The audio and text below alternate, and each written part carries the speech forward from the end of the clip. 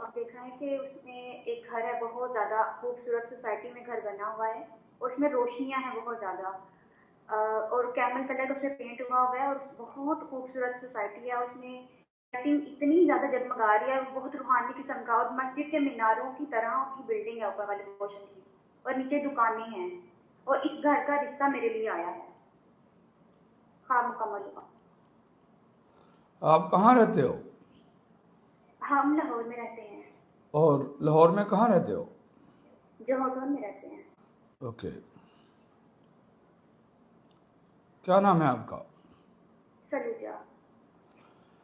ये आपके घर वाले और आप लोगों का जो गुमान है और जो तवक्को रखे बैठे हैं, उम्मीद रखे बैठे हैं, वो ये है कि किसी सोसाइटी में हो और यहाँ पर किसी सोसाइटी में आपके रिश्ते के होने का इशारा आ रहा है।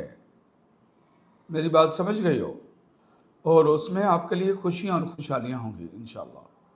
इंशाल्लाह। जी। आपके जज़ाकल्लाह खैर। आपके ख्वाब की ताबीर मुकम्मल हो गई है।